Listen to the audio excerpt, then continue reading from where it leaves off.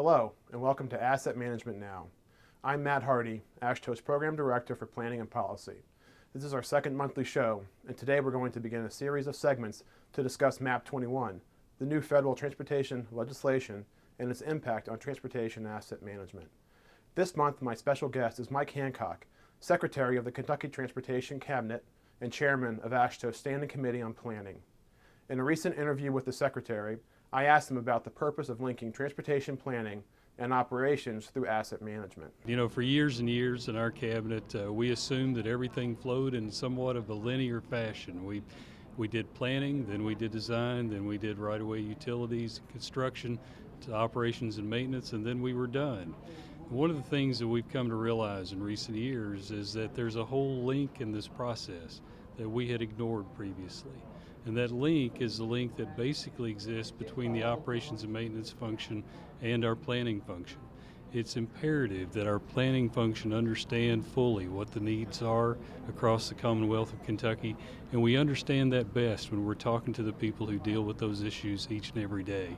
So for us, the linkage, the making best friends, if you will, of our planning people and our operations and maintenance people has been critical. And through that process, our planning people better understand our needs in terms of pavements, in terms of bridges, in terms of the traffic signals, routine things you'd never think about. But it enables us then to plan and put in motion various projects and programs that address the very things that are problematic for us. We still like to do economic development with roads, and we still do some of that. But the majority of our program is rooted in those very things that our planning and operations and maintenance folks talk about. I also asked the Secretary about how states can make implementation of these critical programs a reality.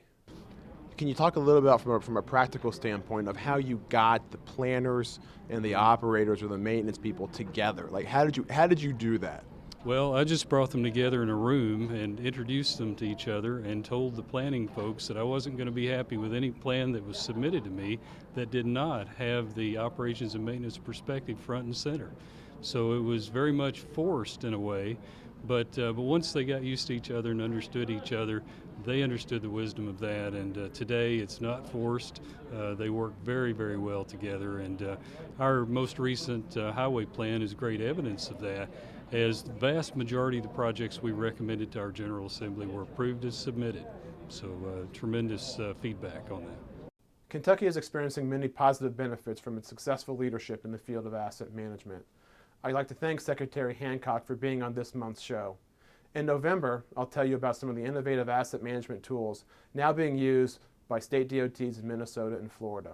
Please email your questions or comments to mhardy@ashto.org. And thanks for watching Asset Management Now.